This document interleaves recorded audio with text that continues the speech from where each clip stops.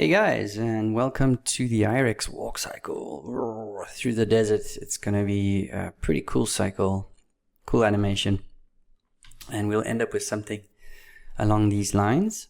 Not probably exactly the same, but more or less quite similar. And if you've seen the video that we have on the Academy, it's actually a little bit different because it has this kind of smoke going on in the background here. So this was just something I found, if you just Google into YouTube, you find smoke, and I just plugged it into After Effects, put it on the screen and the linear key, and then laid that on top. But I'll show you how to do that at the end, just to add a bit more depth to the actual animation for you.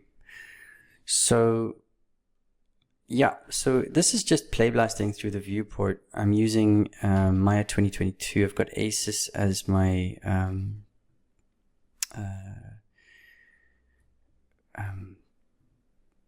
color correction in my viewport, right? So yeah, good. But what I wanted to show you in the background is this plane. You see this? See this plane? If I hide this plane, look at the viewport.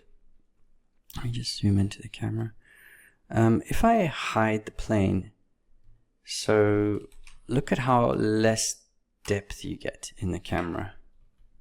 Do you know what I mean? So by adding in that sort of fog plane, we get a lot more depth in camera. And these are things, little tricks that animators should use. And why I'm explaining that to you is because you want the audience to focus entirely on your animation. Sure, it's moving through the scene, but you want everyone to be looking at this coming in and looking at it leaving. And you don't want people looking over here going, oh, look at the pretty rock over there. You know, oh, look at this. This looks like there's a lizard there or something. You don't want that. You want the attention to be drawn here. So if I hide the plane, when I'm looking at it, everything's sharp and in focus. So I'm looking at it, and this is really distracting me in the horizontal plane. So we don't want to have that distracting the audience, okay? So we have that back in viewport, and then it sort of fades it out. But something I wanted to explain. But yeah, and then during the course, we're going to be learning a couple of cool things like neck jiggles. We're going to use there's a turn on the actual animation layer, and this is turning the whole character sideways to look at camera. At the moment, if I turn that layer off, he just walks straight forward. You see, pretty boring. And then I turn it on, and then he obviously looks around and looks at camera and sort of thing. Then we have a camera offset, camera shake, tail offset layer. This is animating the tail on an offset, swinging around, because I didn't like that it just sticks out there like a raptor. I didn't like it. It should be doing something different, getting some nicer shapes. And then general offsets, I think this was just the body and hands, I think, like that. Yeah, I just animated the hands a little bit off. And things like that. Cool. So that's what we'll end up with, hopefully. And before we begin, I'd like to thank Trong for the IREX rig. His stuff is awesome. He's got the IREX rig. I'll leave the link in all the descriptions everywhere. So the IREX Dinosaur Maya rig. Of course, it's super important to try and help Trong as much as possible. And he gives away a lot of cool free stuff. So this is where I got the rig from, and you can use discount code FREE to get it for free if you need it. So yeah, awesome. He's got a lot more other cool stuff, and yeah. So then let's go forward. So we have the Academy. Let's go. I don't know why that did that. So a bit of reference of where I was trying to get the reference from of the IREX is ILM a long time ago, 7 years ago. I remember seeing this for the first time. They did this walk cycle. A friend of mine now actually Animate's ILM. So when I looked at it now, when I looked at it then, you know, without having so much animation experience, I felt it to be very, very low down, everything. And the neck is a lot shorter than what we have in our character. It's a little bit longer in our character. And yeah, it felt a bit, if you look at the shape, okay, so just look at this shape like this. Do you see that? And even though the back is nice and low and the tail's absolutely amazing, there are moments when everything just feels flat. Even on a front perspective, it feels like one big piece of weight. This whole thing just moves up and down as one unit. Boom, you know, and the head comes down at the same time as everything else. You see that? Boop, boop, boop. So it's quite nice, but I would rather prefer a bit more of an offset. So, and one thing also is the head. The head rotation kind of offsets from the chest, of course, but I feel that the head, when the chest goes up, it should rotate the chest, the head in the opposite direction, more like what a chicken would do. You know, this is the incorrect way to do it, where the head is rotating down. It's rotating down as the chest comes down, so that's not good. You see, and then it's just super disconnected there. You can see there, it's not working. This is ours. I'm not saying it's perfect, but we have the opposite reaction with the head, so that the head rotates as the chest rotates forward. The head rotates up, so we're getting this upward movement after the chest goes up. Poof, poof. It like kind of pushes it forward. If you see in the slow-mo there, yeah. Okay. Anyway, so that's what we're going to get to do today. Cool. So open up the scene that I have prepared for you, and there should be a folder with set where you have the whole set in it, and we can hide the set. So let me just go into perspective, and we have the set in there. In fact, we have the lighting set in there. I've probably moved it out by now, but yeah, let me just hide this. Yeah, sorry. So if you just make sure that the lighting set is outside of the set folder, and that should fix your problems. Okay. So when you open up your scenes, you're going to have the IREX more or less just sitting in the T-pose when you load it in. And what I wanted to do before we get going is just to explain to you a couple of things with the cycle. So here we have the cycle just looping over 50 frames at 30 frames per second, okay? If we're looking at the front, you can see a couple of things that you must remember before we get going. Like, there's no point in me just saying, oh, let's animate an IREX walk cycle, and you have no idea what you're doing. Let me explain a couple of things. So we have one of the major things that a lot of animators miss is the rotation of the roll of the head left and right. Look at how just rotating that a little bit makes the IREX curious, like that. See, there's more straightforward, there's more kind of curious, right? This is so important when you're rotating the head over. It's got a roll on it. Okay, you can also exaggerate that. And if we bring up the graph editor, let me just go to the base animation layer and look at this roll. We have a little bit of a roll on the Z curve. Here we have a roll on the Y curve, left and right as well. And we have the the up and down rotation. So for that one, obviously that's going forward and backwards, but that is one of the big important parts of the head. The head is what makes this animation work properly. And what we must look at here is look at the chest. So the chest, okay, first of all, start from the hip. The hip goes down, bang. The chest is not going down. Do you see that? The chest is staying in position. Then as this hip controller reaches the bottom of its Y translation, we then get to the Y curve that then begins its translation down in Y after. Okay, so it comes down later, but it also rotates. At the same time, this jerking motion down on the chest rotates the neck up. So the neck is trying to stay, the head is trying to stay focused in one position. So as the chest comes down, the head is, he's looking at something. Let's say he's walking forwards, right? And he's looking at something over here. When the chest goes down, he doesn't want to lose that line of sight, that exact line of sight. No one would, no creature would.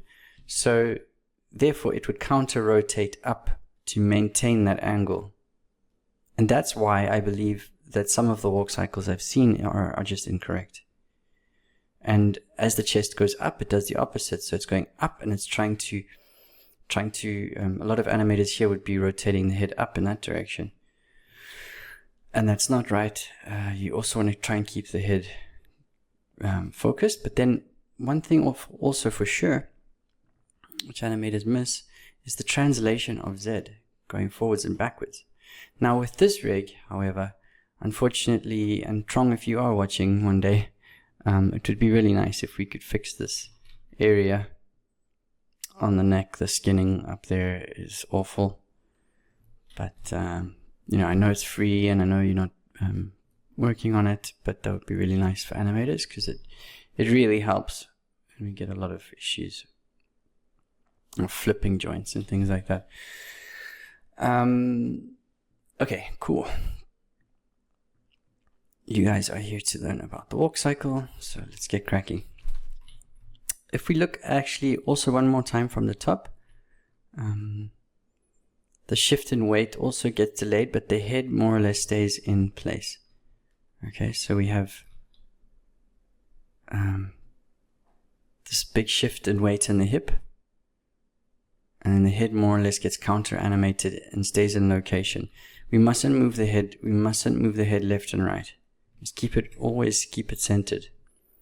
Okay, and then the tail is just a counterbalance. We'll work on the tail right at the end because I hate animating tails.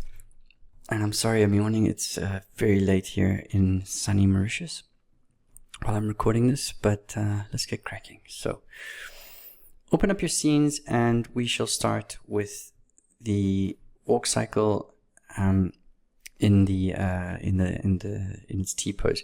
Remember that there is a cache as well of the animation, so if you wanted to load that into your scene, you just load the cache into Maya and we can go with that as a reference.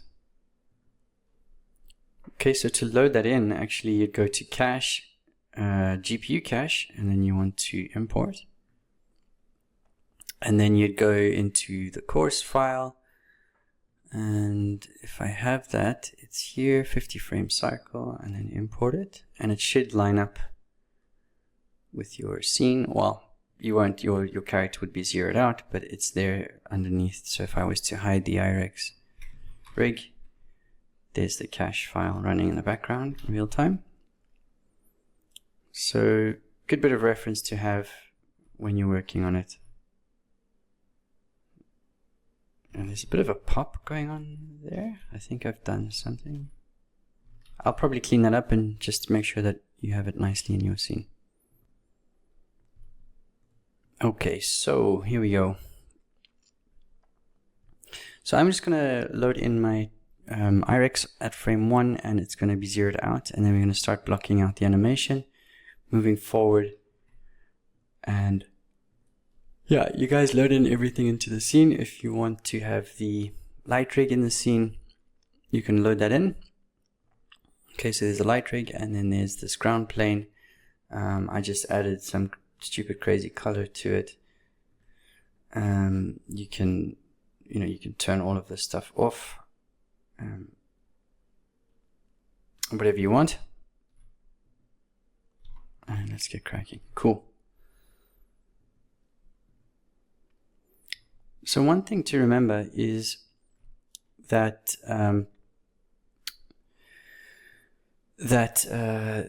the IREX is a very, very massive character, right? So if we were to think of a T-Rex or human, let's say a little human was, well, we've all seen Jurassic Park, right? So if we had the human standing here, oh my god, it's so scary. It would be such a massive, massive character. So with that in mind, we must remember that everything must be animated with extreme focus on the weight, the heaviness of the character, how heavy that is. And weight isn't just about how quickly you bring something down, it's how long you have it down for, okay? So, yeah, let me just correct the lights quickly, and then I'll get going. Okay, so all I did was just turn the ambient light a little bit up higher. I mean, you guys can do whatever you want with the lights. In the scene, you just select a light, and you can just rotate it around, and whatever you want in the viewport, just for now, and then we can always animate and change things later.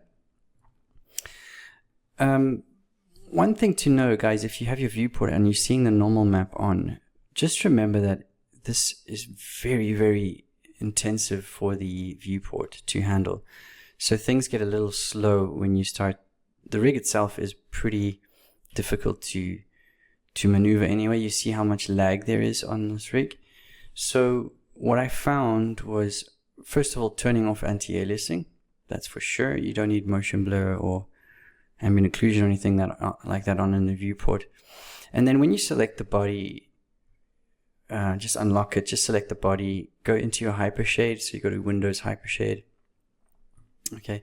And then press H, watch my tutorial on that, on the Maya preferences, and then just right click and drag down in the task area here, and then you will find the body blend. There's the bump 2D that is connected to the normal camera here, which is the normal map. It's a huge, huge map. So I just normally just disconnect this. So I just grab the line and just disconnect it. And then if I wanted to render it later, I just bring it back into the normal camera. Okay, so you just disconnect it for now. And believe it or not, that really helps with the speed of things. So it's a little slow still, but in general, it is there. There's a couple of other cool things that we need to do to speed up the rig. In general, we have the root controller. Let me just turn this off. Root controller. Not that one. That one. We have things that we don't need to see, like bend visibilities, and well, for now we don't need to see the fingers and things like that. You can turn all these things off and just focus on one area. We have the face controller. I think I actually put this on a layer. Yeah, I put it on a layer because there isn't an option to hide these controllers, and this I know is very slow. So I just hit that. Speeds up a little bit of things moving forward. It's a bit better.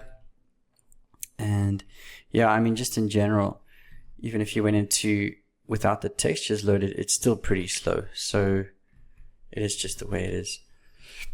With advanced skeleton, that's what you get. So let's get cracking. I know you're all thinking, oh, come on, let's get going. Well, let's do that. So let's start with, make sure everyone's in the same position. You've loaded in your scene. You've got everything nice and ready. You've got reference footage if you need it up. The cache is loaded into the scene too. So I think we have the geometry cache loaded in. Did I load it in? Maybe not. Let's go to cache, GPU cache, and you can import the GPU cache into the scene with the cycle. And there it is in the scene. You need to make sure that you show, in the viewport, make sure you're showing GPU cache. It's down here. And there's the cycle should you need it for any reference later on. Okay, so let's, there it is. I'm going to put that on a display layer here on the right. I'm just going to put it on here and just call it GPU cache. GPU cache. Make it blue or something. And I'm just going to hide it. Okay, so whilst we're here, actually, let's just, so it's first is left front leg forward. Okay. When we're animating dinosaurs, we always start with the feet. Or a lot of animators will come in here and start animating the bum and things going up and down first, but it's not really, the feet are important, and then the hips and everything can come later. So this is just how I work, and you guys don't have to do it my way. Up to you. So yeah, I'm going to put the foot forward there somewhere, and we're at a 1 to 50 frames. And remember that we are on 30 frames per second, not on 24, 25. Okay, so around 220 is fine. And all we want to do is just work on the one leg, and then we can mirror the leg animation over. I do have animation, Anim Tools and Animbot and all those sort of plugins. And it makes life so much easier if you just mirror the animation with that plugin. But I know a lot of you cannot afford those plugins right now because they are quite expensive and monthly fees and things like that. So I'll show you the old school way of doing it for free. Good. So let's go to frame 1 and let's just set the key at 1. So press S, set the key. And we're going to then have that foot come all the way back. And I'm doing this in 50 frames because I'm trying to keep this simple. So you guys understand where the middle part is, and then we can adjust the whole timing of everything later if you feel it's too fast. Okay, so at frame 25, we're going to bring that all the way back, and it's going to go more or less where that leg is now. Okay, so we could bring that. No, it's not actually. It's going to go much further back. Yeah, somewhere there. 140 or something back. So we got this big slide on the leg all the way back. Okay, and then at around frame 30, okay, I'm going to go actually into the right view just to make things easier. I'll hide the dome. I'll turn on the grid like a good instructor should. Okay, yeah, the grid is actually too small. Yeah, let me turn the grid option on and just make 5, 3. Did that work?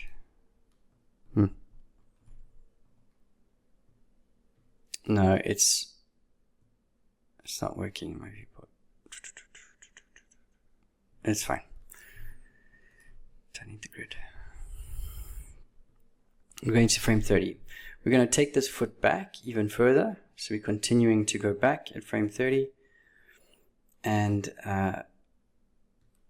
let's see how far back we're going to go. Okay. But one thing for sure at this keyframe, make sure to set the key at this one. All right.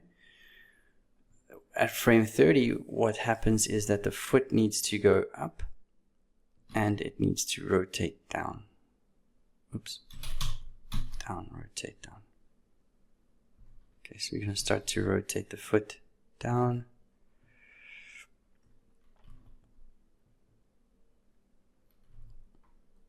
By the way, guys, there is a huge bug with this character, and I don't know what it is. I tried looking online. Current manipulator and objects have no keyable attributes or animation layers are present, and the base animation bar is not selected or locked. Well, it is selected and it's not locked. Okay, Maya. There are no keyable attributes. Everything is keyable. It's unbelievable. You can even go into the there are attributes. I've gone into the node editors and everything to have a look at what's going on. And you know, everything is keyable. There's nothing locked, and it's just an absolute mess. This rig, it is absolutely all over the place, but it is free. So what can you do? But sometimes you might get into a situation where you'll find that there isn't a keyframe on your animation. So just remember that. Okay. So let's go to frame 38.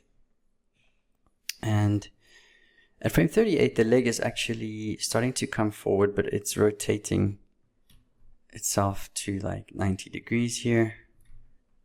And one thing for sure is that we need to keep the toes just off the ground there. Yeah, so it is starting to come forward.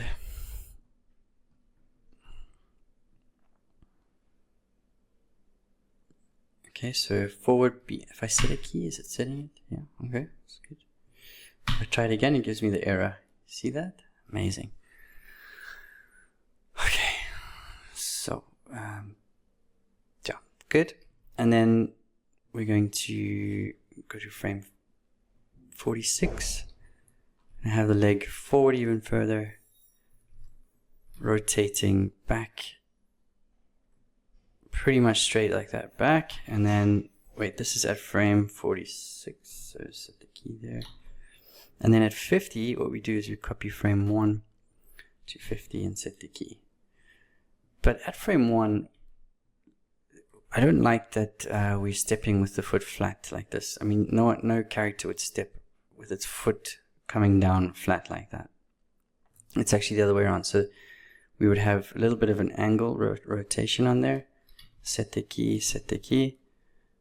And then 2 frames later, 1, 2, it's the golden rule, we turn the rotation off. Okay. Let me just leave that to do its thing. Bloop. So it looks horrible. Don't freak out. We do a lot of work now on the Z curve. This one. Super important one. How to explain this part? So let me just cycle the curve, right? So we just cycle all the curves. Okay, go to this key controller, and you see what's happening here at the top of the curve at frame 1. The foot is coming to a stop.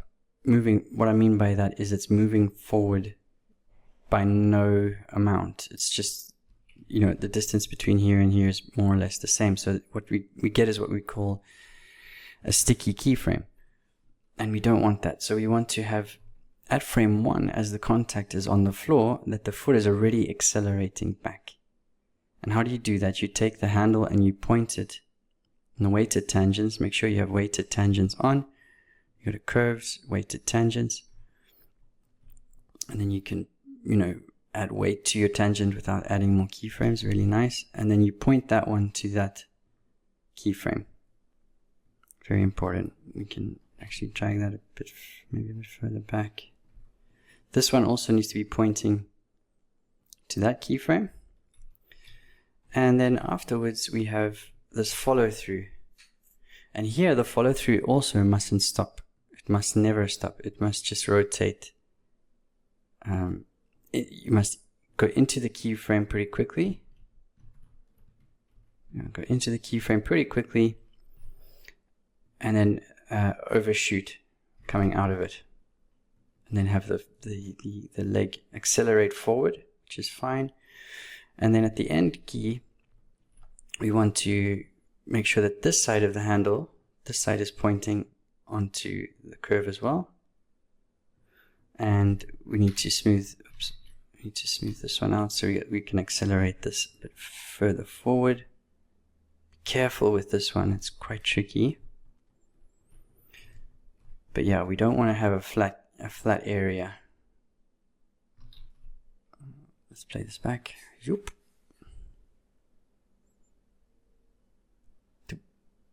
I think actually we're going way too far back. I think that's really, really far.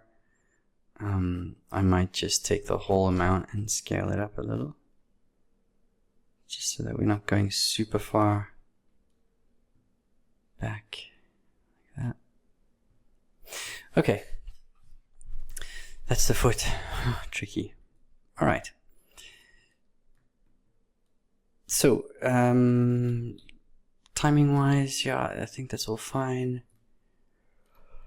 And we need to mirror it onto the other side. But we'll do that once we've done all the fancy bits.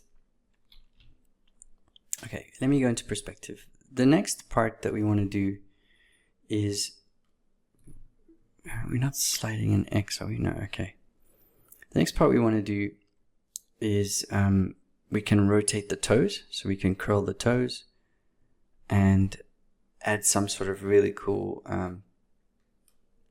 animation to the ankle and things like that.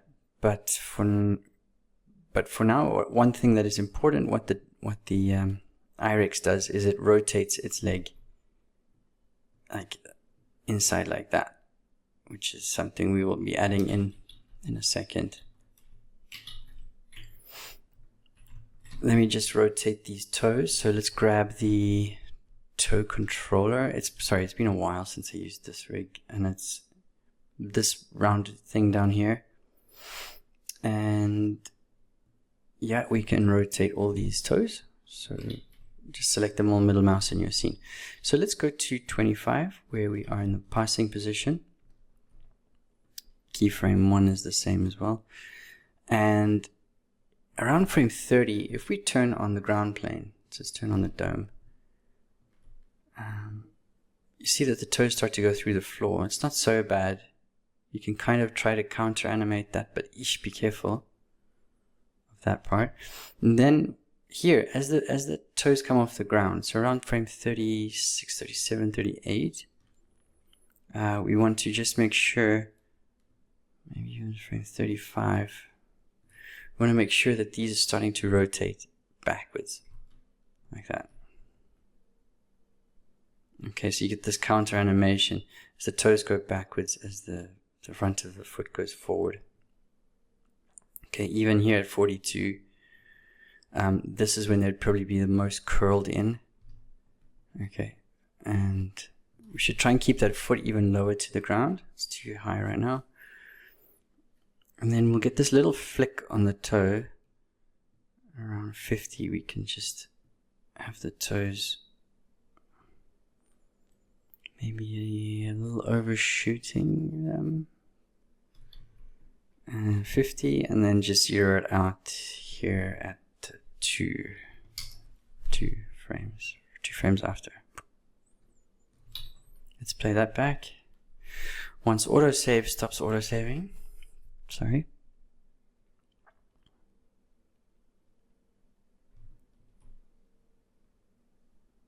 Okay. Good. I think that's fine. I think the height of this foot also needs to come down a bit. I think we're going a little too high up here. And as it's passing through, it'll also drop down.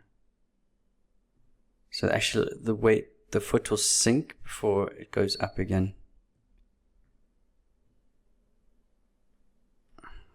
And just make sure that it doesn't jump or bobble around here. Yeah. So we kind of sink, go up, and then we sink here. There we go. So we sink, and then there's this flick which you need, and then you can drop it. Okay. The rotation of X is also fine. Alright. Okay, one thing that we forgot to do was actually on the toes was to add some spread on the toes. So as the toe at frame 3 hits the floor, we can start to spread it.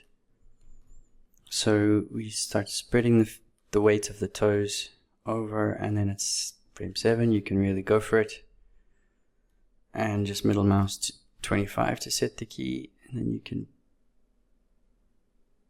just delay that spread a little bit later, coming off the ground, and then You can probably push. I wouldn't push it anymore inside. No. Just the curl alone does the job for you. It's important when you do the spread that you don't hit this curve like that, you see? So you go bang into that curve and it just stops. Dunk. You see? Dunk. And we don't want that. We want to try and add the weight ever so slightly in there.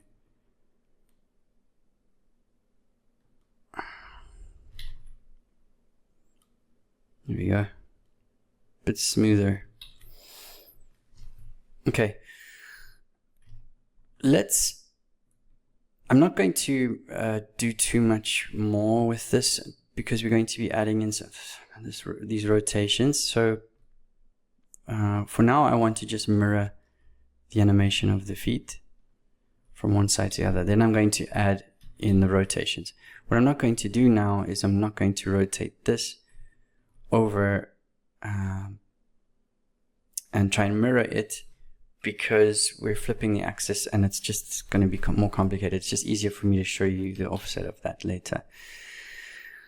So once everything you're happy with that curve of animation, we're going to go from frame 1 to 25 of that thing. Make sure you have keyframes on everything. Copy that foot from 1 to 25. So hold shift and drag in my scene. Left mouse, right click, copy. Go to the other foot, frame 25. I'm going to right click. I'm going to paste. Now just remember that Maya is also, we started frame 1 for some very lots of debatable questions why we started frame 1, but hey, which means that there's 24 frames here and then there's 25 frames here. There's an offset of 1. So when I pasted 1 to 25, when I paste it from 25, we get the last frame, 49, that goes to 50. So you have to push it by 1 frame. Then I'll select the foot and we'll go from 25 to 50. I'm going to copy this.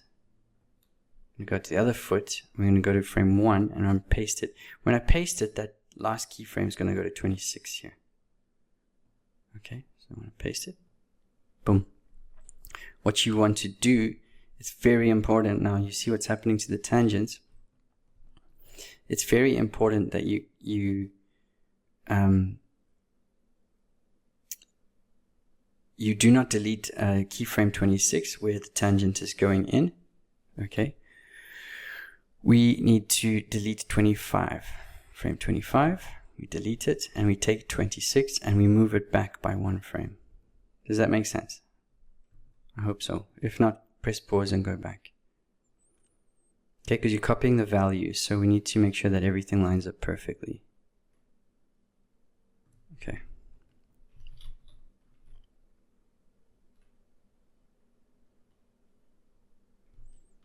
All right.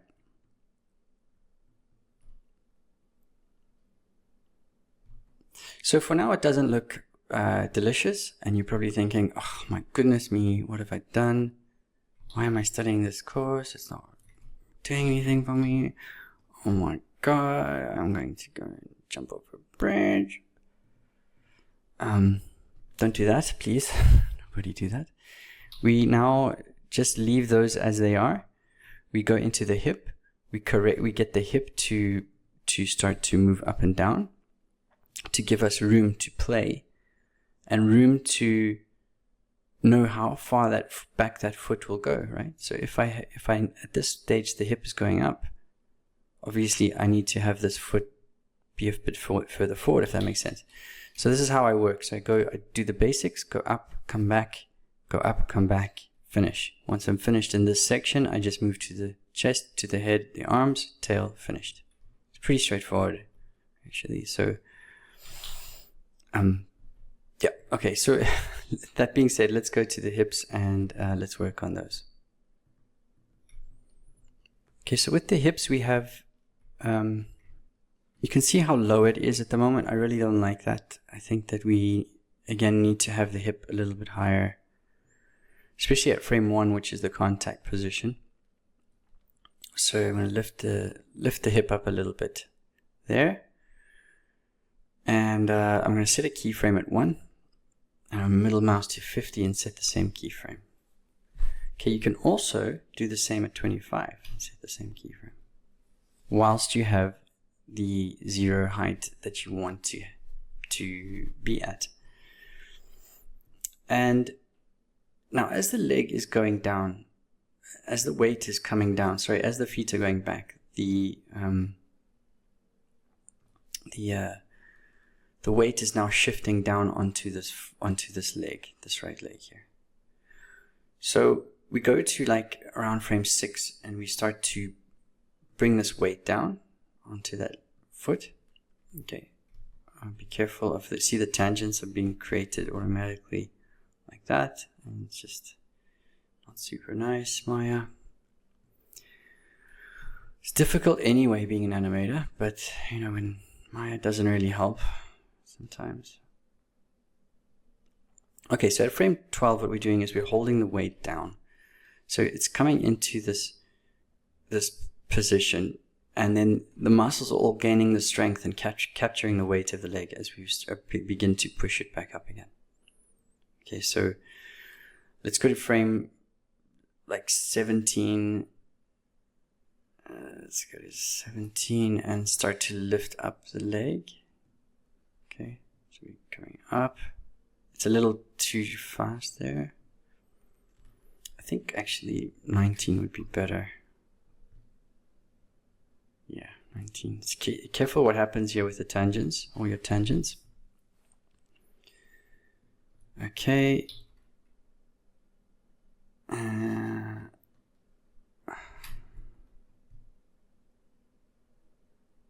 and then 25. We can rotate this, and then what you want to do is copy middle mouse and copy these 3 keyframes. So 6, 12, and 18. Copy them and paste them at around frame 30. So you can paste them here, and they'll paste the curve over again. And then we just cycle this curve over. We need to tidy up the beginning and end tangents. You see, so you have this shocking tangent. Maya not. Okay, I'm not going to complain about Maya. Yeah.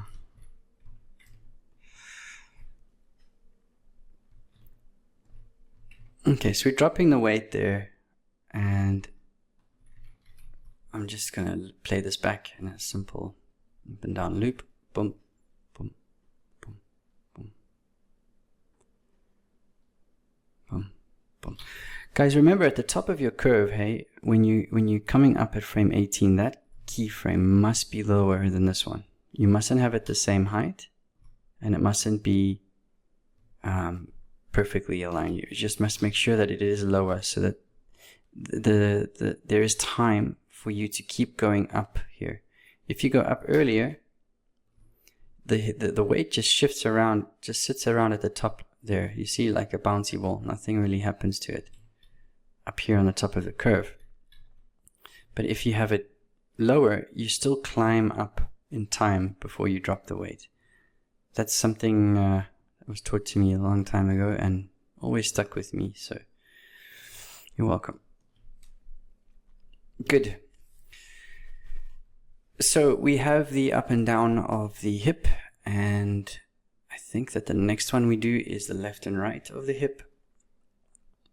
So it's pretty straightforward with the left and right, actually. Just go more or less to your top view. I'm going to look at our X curve. And yeah, so we go to like frame.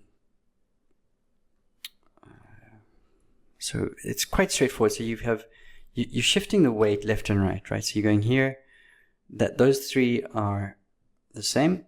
And here you're going in one direction. So you're going to go here, hold. And you're going to come up, and then you're going to go in the opposite direction, and then you're going to come down. And that's what the curve should look like in Maya.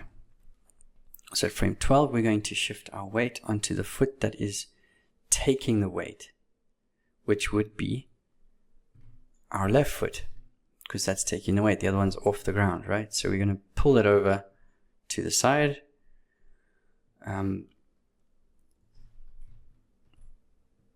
Yeah, 20 or something. And then go to 36 and do the opposite. So we're going to go to, you can always just type in like say -20 and then 12, you can put 20, and that gives you more or less the same, well, exactly the same amount of shift and weight. And one thing for sure is that we don't want to ever see linear keyframes. This is a linear movement. Not good for us. What you want to do is you want to see a little bit of weight, go up, hold, hold, hold like that. So we need to do that. So we need to take these two tangents. You can select the tangent handles and you hold shift and drag like that. And you actually add weight without adding in keyframes. Very nice trick. And then I'm going to rotate a little bit so it isn't flat. And I'll rotate this side again so it isn't flat. I'm going to just correct these wobbly parts and just smooth that out. And that's what you want to have. You want to have the shift and weight over, hold, boom, shift, hold, boom, boom. I think this one's coming in a little hot. There, that's fine for left and right. We have up and down, and that is enough for translation for now. Okay, the next part of everything is the rotations of the controllers. So one massive influence on position is the rotation of Z of the IREX. Okay. Okay, and now that we've done the translation of X, that curve itself can be used in another different way. We don't have to reanimate other stuff. We can just copy it. So we just go edit copy. We're going to go to the rotation of Z. Now the rotation of Y first. So let's go to the rotation of Y curve and go to frame 1. Just delete the other keys that we have there and select the first one, and we're going to paste it on. It might be extreme, by the way, so let's just frame everything on 20 rotation is pretty ridiculous. So you see this rotation of Y is quite ridiculous, but the value is there. So that is fine. What we're going to do is just scale this curve down. So you just middle mouse, select it, middle mouse on the middle keyframe, and drag it down. We want the value to be about 6, so you can just scale that down. So it's rotating about 6 or 7, something like that, to have frame 12. And that rotation there is fine. We're rotating on the other side also. So what's happening, let me explain this a little bit better. So what's happening is that as this foot is going forward, the hip has to favor that foot. Okay, so as this one's going back, we have to favor that foot by rotating it in that direction. Okay, so it's important just to remember that, and we could scale it back even a little bit more. I think it's a little crazy. So something like that. It's fine. Good. And we can copy this key, and we're going to go to rotation of Z, and we're going to paste it on our Z curve. So just delete those keys and just edit paste. And just, I don't know why it's not framing it, Maya, but it is what it is. We're going to just overshoot these two keys, and we're going to look at what the Z curve is doing at frame 12.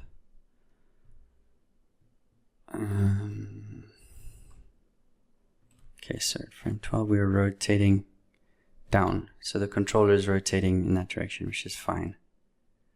And that way, it's also at frame 36 we're rotating that frame in that direction.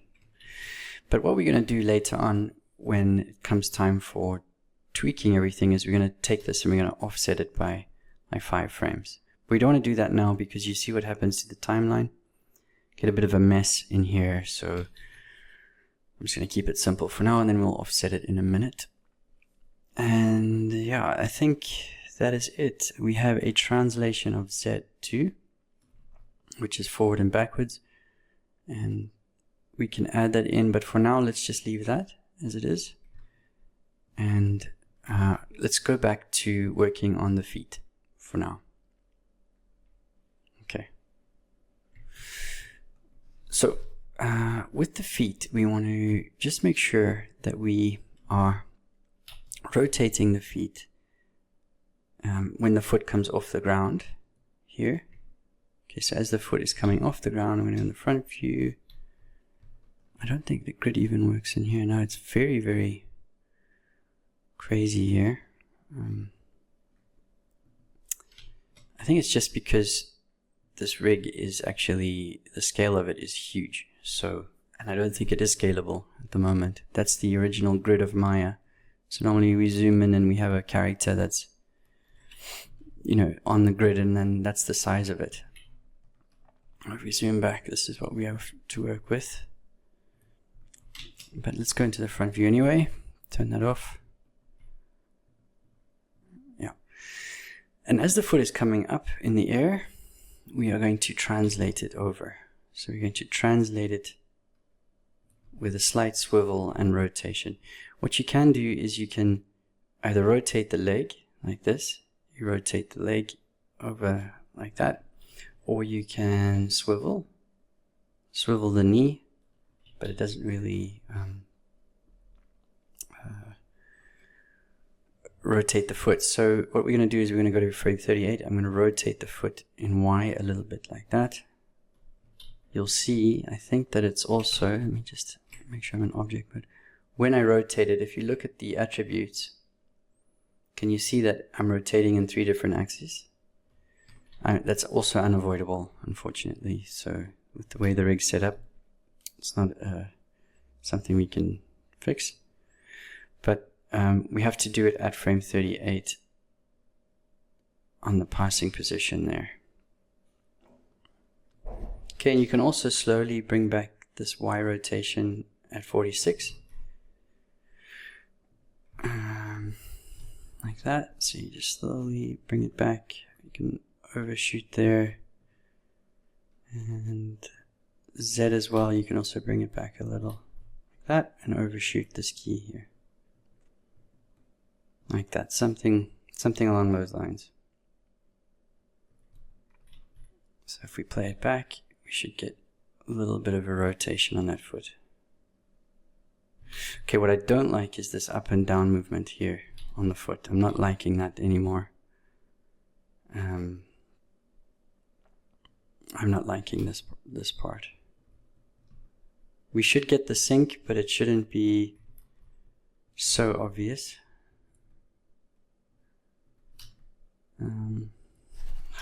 Maybe just delete it. We want this last keyframe, when the foot is coming down, we want that to be a linear key, snapping into the landing of the foot.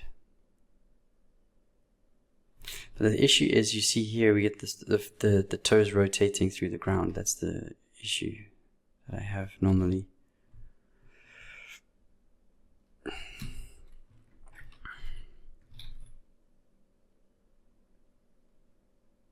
Okay, we'll come and fix that a bit later.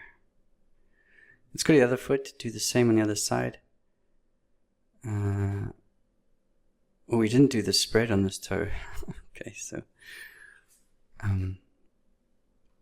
we didn't do any of the opposite controllers on the other toe. Which you can do, so you can just select 25 to 50, copy on the feet, we go to the other foot, and we copy from 1, paste.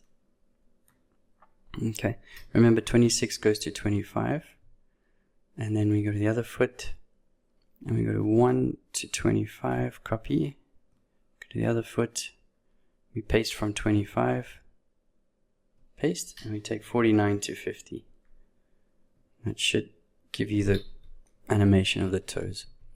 And let's go to the foot, the right foot, and we're going to add in that rotation in the air. So it's around frame 14. Yeah, frame 14. We're going to start to rotate the foot out.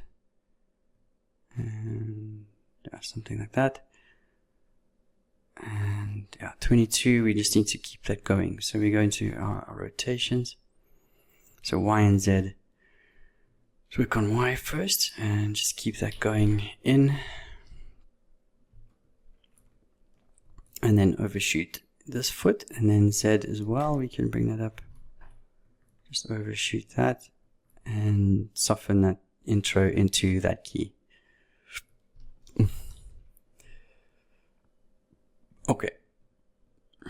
Look, it looks funny. All right. Good. Let's have a look from here. Let's look at our cache, actually. It'd be interesting to see now what's happening with the feet. Okay, so I'm spending a lot more time coming off the ground and quite quickly coming forward.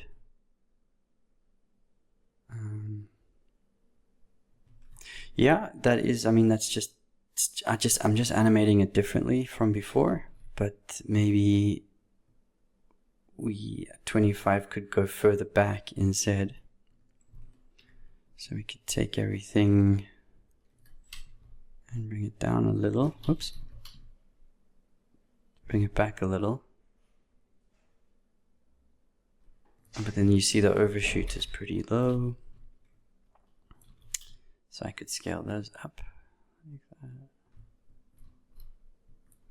You can play around with this all you want, really.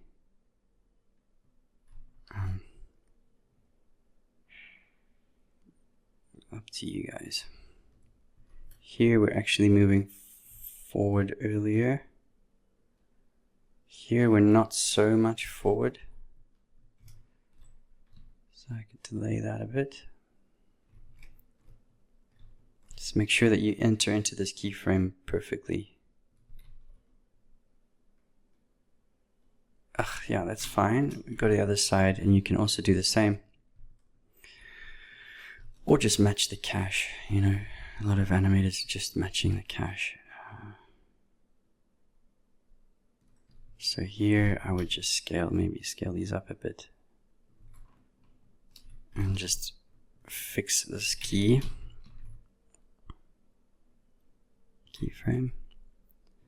Coming forward. See, I'm much further forward than the other foot. So I don't want that. I'll bring that in. Bring that lower. Maybe push it even one frame earlier. And lower. Soften that. Okay.